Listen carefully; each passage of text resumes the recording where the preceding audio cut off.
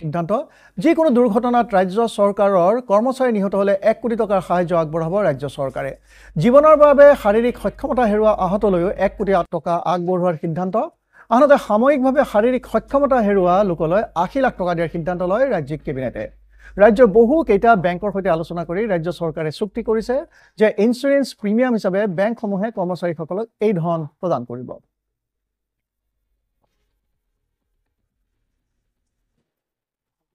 আজি আমাৰ কেবিনেটত ৰাজ্য চৰকাৰৰ কৰ্মচাৰীসকলৰ বাবে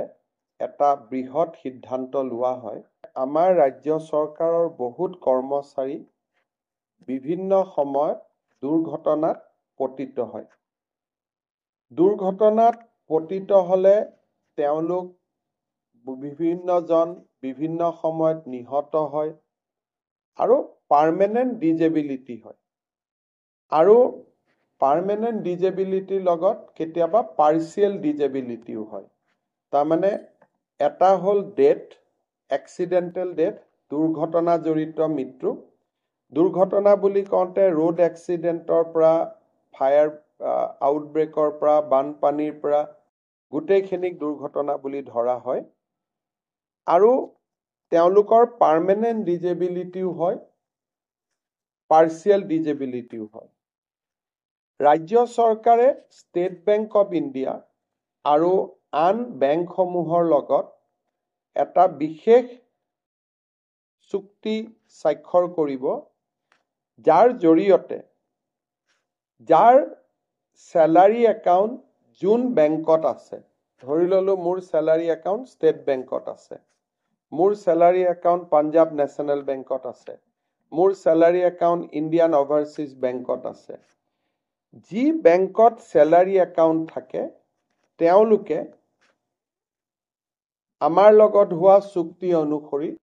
ৰাজ্য চৰকাৰৰ কোনোবা কৰ্মচাৰী দুৰ্ঘটনাত নিহত হলে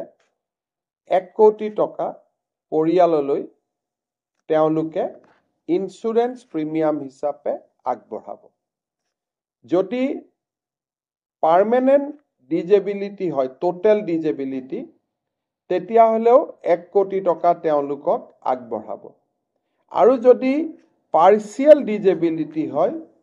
তেতিয়া হলে 80 লাখ টকা আগবঢ়াব এটো এটা আমাৰ ৰাজ্য চৰকাৰৰ কৰ্মচাৰীৰ কাৰণে এটা বৃহৎ সকাহ হ'ব যে যিকোনো এক্সিডেন্ট বানপানীৰ সময়ত চৰকাৰী কাম কৰোতে আৰক্ষীয়ে সন্ত্ৰাসবাদীৰ বিৰুদ্ধে যুঁজোতে এই ধৰণৰ ঘটনা প্ৰবাহত পৰিয়ালটোৱে নিহত হলে 1 কোটি টকা লাভ কৰিব আৰু পাৰ্মানেন্ট ডিজেবিলিটি হলে 1 কোটি টকাই পাব পাৰ্চিয়েল ডিজেবিলিটি হলে 80 লাখ টকা পাব আৰু যদি বেমাৰত মৃত্যুবৰণ কৰে চৰকাৰে দিয়া গোটেই খা সুবিধাবিলাকৰ উপৰিও এই এগ্ৰিমেন্টৰ জৰিয়তে বেংকটোৰ পৰাও তেওঁলোকে 10 লাখ টকা অতিৰিক্তকৈ পাব তাৰমানে life insurance coverage additional 10 lakh accident insurance coverage 1 কোটি আৰু পাৰ্চিয়েল ডিজেবিলিটি হলে 80 লাখ টকা এটো আমাৰ ৰাজ্য চৰকাৰৰ কৰ্মচাৰীসকলৰ ভগৱানে নকৰক কিন্তু যদি কেতিয়াবা তেওঁলোকৰ খুব এনেকুৱা ধৰণৰ পৰিবেশ হয় তেতিয়ালে ই এটা ডাঙৰ সিকিউৰিটি সিস্টেম হিচাপে পৰিয়ালটোৰ ওচৰত কাম কৰিব এইখিনি পৰিৱৰ্তেও চৰকাৰে যি সুবিধা আজিলৈকে আগবঢ়াই আছে এইখিনি চলি থাকিব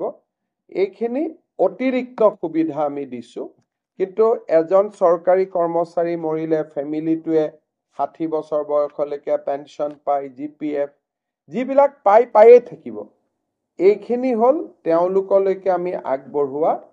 এটা অতিৰিক্ত সুবিধা